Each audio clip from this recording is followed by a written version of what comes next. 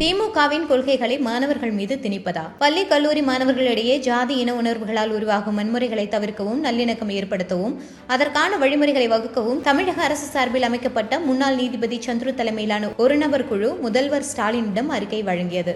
சந்துருவின் அறிக்கைக்கு எதிராக பாஜக செயற்குழு கூட்டத்தில் கண்டன தீர்மானம் நிறைவேற்றினோம். இதனால் சந்துரு வருத்தப்பட்டிருக்கிறார் என தெரிகிறது. சமீபத்தில் ஒரு விழாவில் இந்த அறிக்கையை குறித்து பேசுகையில் நூலகம் அறநெறி குறித்தெல்லாம் பேசி இவற்றை பற்றி பாஜகவுக்கு என்ன தெரியும் என்று கூறியிருக்கிறார். எரிந்து போன யாழ்ப்பாணம் நூலகத்தில் இந்திய புத்தகங்களுக்கான பிரத்யேக பகுதியை திறந்து வைத்ததும் அதற்கு 16,000 புத்தகங்களை வழங்கிட ஏற்பாடுகள் செய்ததும் பிரதமர் மோடி தலைமையிலான அரசுதான். அதே யாழ்ப்பாணத்தில் சுமார் 11 மில்லியன் அமெரிக்க டாலர் மதிப்பில் கலாச்சார மையம் அமைத்ததும் மோடி அரசுதான். நூலகம் அறநெறி கலாச்சாரம் குறித்தெல்லாம் சந்துரு எங்களுக்கு பாடம் நடத்த வேண்டாம். அறிக்கை அளித்ததோடு உங்கள் பணி நிறைவடைந்தது என்பதை நீங்கள் மறந்துவிட்டீர்கள். ஜனநாயகத்தில் அரசின் பொதுமக்கள் சார்ந்த நடவடிக்கைகளுக்கு ஆதரவும் எதிர்ப்பும் தெரிவிப்பது எதிர்க்கட்சிகளின் பணி. திமுகவின் கொள்கைகளை மாணவ சமுதாயத்தின் மீது திணிப்பதைத்தான் எதிர்க்கிறோம்.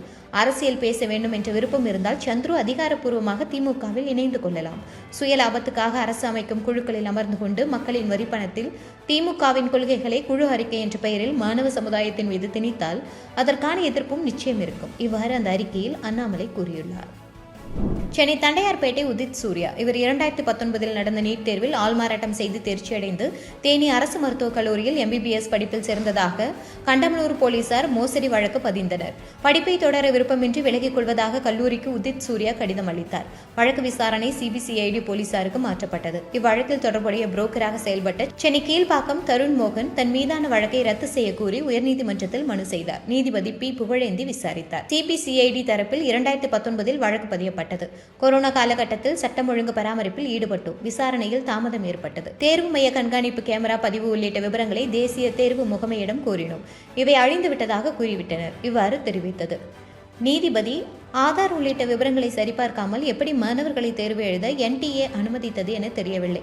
NTAவிடம் சில விவரங்களை CBCID தரப்பு கோரவில்லை. இந்நிலையில் மேல் விசாரணைக்கு எப்படி அவகாசம் கோர முடியும்? விசாரணையில் பின்னடைவு ஏற்பட்டுள்ளது. திருப்தி இல்லை. விசாரணையில் ஏற்பட்டுள்ள முன்னேற்றம் குறித்து ஜூலை 23 அறிக்கை தாக்கல் செய்ய வேண்டும். இவ்வாறு உத்தரவிட்டார். பகுஜன் சமாஜ் கட்சி தமிழக தலைவர் ஆம்ஸ்ட்ராங் சென்னை பெரம்பூரில் இம்மாதம் 5ஆம் தேதி ரவுடி கும்பலால் கொடூரமாக கொல்லப்பட்டார். இந்த வழக்கில் 11 பேரை செம்பியம் போலீசார் கைது செய்தனர். இதுகுறித்து தனிப்படை போலீசார் கூறியதாவது: ஆம்ஸ்ட்ராங் எதிரிகள் குறித்து விசாரித்து வருகிறோம். அப்போது சென்னை வியாசர்பாடியைச் சேர்ந்த ரவுடி நாகேந்திரனுக்கும் ஆம்ஸ்ட்ராங்கிற்கும் முன்விரோதம் இருந்தது தெரியவந்தது. ஆம்ஸ்ட்ராங் மொபைல் போன் தொடர்புகள் குறித்து ஆய்வு செய்தோம். வேலூர் சிறையில் அடைக்கப்பட்டுள்ள ரவுடி நாகேந்திரன் ஆம்ஸ்ட்ராங்கை தொடர்பு கொண்டது தெரியவந்துள்ளது. ரவுடி நாகேந்திரனின் மகன் அஸ்வத்தாமன் திருவள்ளூர் மாவட்டத்தைச் சேர்ந்த கட்டுமான நிறுவன அதிபர் ஜெயபிரகாஷ் என்பவரை கடந்த ஆண்டு மாமூல் கேட்டு துப்பாக்கி முனையில் மிரட்டியுள்ளார். அப்போது ஜெயபிரகாஷுக்கு ஆதரவாக ஆம்ஸ்ட்ராங் செயல்பட்டுள்ளார்.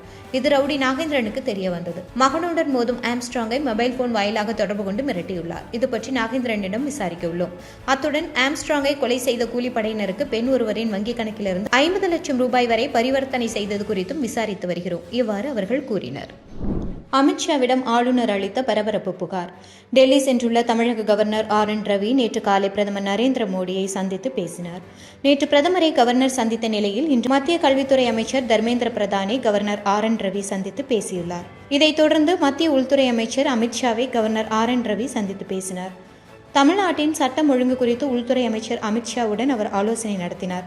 இது தொடர்பாக கவர்னர் RN ரவி கூறுகையில், தமிழ்நாட்டு மக்களை பாதிக்கும் பிரச்சினைகள் குறித்து அக்கறை கொண்டவர் மத்திய அமைச்சர் அமித்ஷா.